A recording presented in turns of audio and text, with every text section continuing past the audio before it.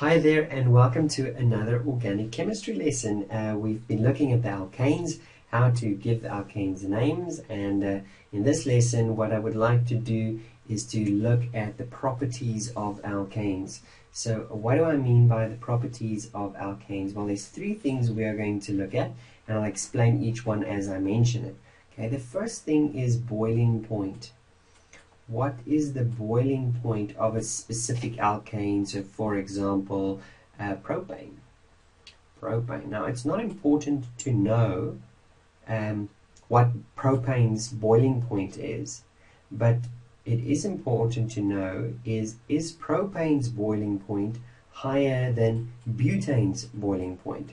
In other words, as I increase in the number of carbons that I have, what effect does that have on the boiling point? So don't worry about remembering a bunch of names, but try to understand what effect the length of the carbon chain has or the number of branches has. Okay, now in order to understand what effect it has, we need to understand what causes something to boil, or actually what is the boiling point. Okay, now the boiling point is that point where we go from a from a liquid phase to a gaseous phase, okay, and it involves adding heat.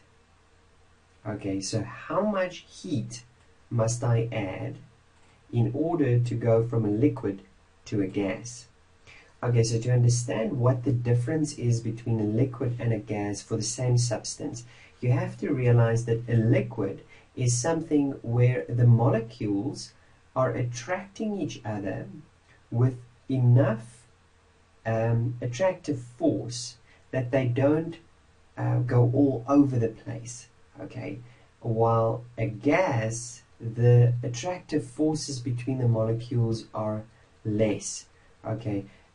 Or another way of thinking about a gas is that the amount of energy that each molecule has is enough to let it escape the attractive forces of the other molecules.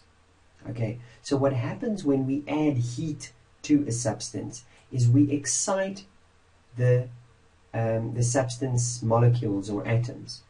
If we can excite it enough by giving each atom enough energy, we can at some point give it so much energy that it can escape the attractive force that other molecules have on it. Okay, and that's what causes it from going from a solid state. Okay, a solid state, I mean, there is the strongest attractive force that you could imagine between particles.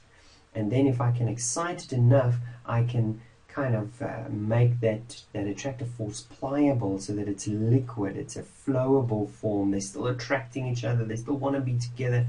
But if I continue to add energy, I actually excite the molecules so much that they escape. That is the boiling point. So as you can see, okay, the boiling point is that point where I go from liquid into a gas. And it all depends not on the amount of heat I add, but the strength of forces. The strength of forces between molecules, okay, or particles. So in other words, the stronger the forces are between particles, the more energy I must add. Okay, so a stronger force, in other words, there's a direct relationship between the strength of the forces between molecules and the boiling point. So the higher the strength of forces, the higher the boiling point will be, the more energy I will have to add before I go from one phase to another. I think that is very simple. Okay, and we'll look at the different types of forces and strength of forces in a minute. Okay, that's the first thing. We're going to look at boiling point, and we'll explain how the carbon chain has an effect on the boiling point. The next thing we're going to look at is called vapor pressure. Vapor pressure. Okay. Now, it's actually, it used to intimidate me, but it's really not that difficult. You can imagine if we have, and again, vapor pressure is going from a liquid. That's not how you spell liquid. This is how you spell liquid.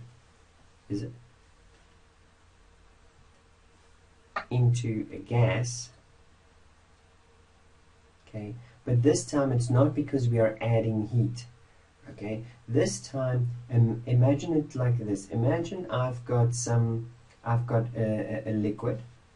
Okay, and now again, remember the particles in here have energy. They move around and they bump into one another. But you can imagine that if this was in some sort of container, you know that if you were to leave water out or any fluid out, after some time that fluid is gone. What happened to it? We say it evaporated. That's what we're talking about. It evaporated. Why does it evaporate? What is happening to my water? Well, what happens is that the molecules in here are excited, okay? And the molecules on the surface, if they have enough energy, they can break free.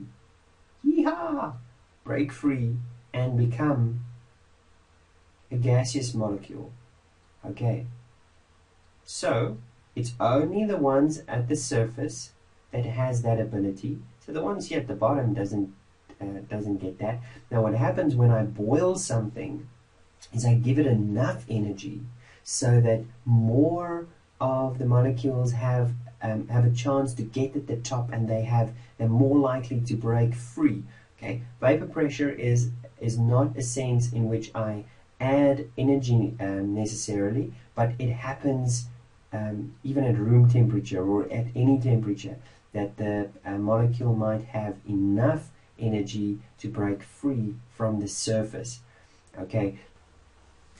Now, imagine what would happen if we were to cover this with a stretchy film, something that can stretch like a balloon or something like that. Now, as these particles are evaporating, okay, they take up more space than they would in a liquid phase. So what happens, because they're taking up more space, they need more space in order to move around, which causes this film or this balloon, whatever thing you have over there, to kind of blow up a little bit, okay, to expand a little bit. What I'm trying to say is that means that this vapor that is being generated here causes a pressure in a closed system.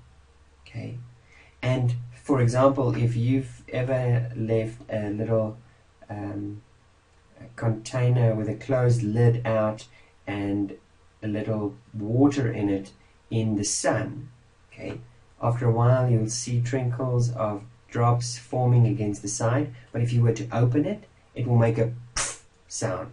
Okay, it has pressure inside built up. Why? Because the particles are now taking up more space in a vaporized form. Okay, and that causes a pressure. Now, and I mentioned this because that's important to understand the relationship. If there is a low attractive force between particles, more particles will be able to escape. If more particles escape due to low attractive forces between molecules, more particles will be in the vapor. If more particles is in the vapor, it will take up more space, which means there would be a higher pressure, meaning an increased vapor pressure. Okay, so in the previous one, we saw that an increase in forces means an increase in boiling point. But an increase in forces, in other words, a strong force, will allow few particles to escape, meaning that there will be less vapor, meaning there would be less vapor pressure. Okay, so an increase in forces will mean a decrease in vapor pressure. and obviously the opposite way around. So there's an inverse relationship. A decrease in forces will mean an increase in vapor pressure. Again, because decreased forces, more can escape. If more escape, more space is taken. If more space is taken, a higher pressure is exerted. Okay, that's vapor pressure, and the final one that we're going to look at. And of course, again, we have the question, well, what is the effect of carbon chain? Which one of these two will have the higher vapor pressure? Okay. The next question is, or the next thing we look at is viscosity. Viscosity. Who knows how to spell that? Now, viscosity is a measure of a substance's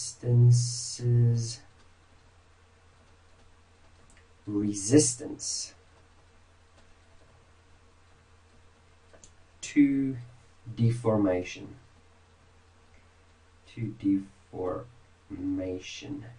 Okay, let me give you an example. If I had a candle here, okay, not a good candle, but there's my candle. Okay, I had a candle here, and next to the candle I have some putty. Okay, I've got some putty, okay, or clay, and then next to that I have some water. Okay, something with water in it. Okay, now if I were to talk about viscosity, I would be referring to how easy is it to deform this substance, okay, to somehow make it into a different shape. And we can see the viscosity of a candle, hopefully you know, not unless I heat it. A candle is very difficult to ply into a shape that I want at room temperature. Clay, okay, so let me say this one will have a high viscosity because he is difficult. It's a measure of the resistance to deformation. So he's very resistant to change. Okay, while clay is more deformable. Okay, so clay is more easier to deform into a shape that I want. Okay, while water, it just takes the shape of anything it gets poured into. So it is very easily deformed. And there's other substances, other liquids that's even more easy to deform. Now again, this has got to do with the strength between the molecules in the substance. So for example, in clay, in a candle, there's a very, very high attractive force between molecules, and therefore they resist that force being messed with.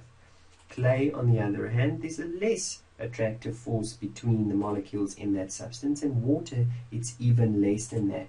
But there still is an attractive force between in the water molecules. That's why it's not just evaporating.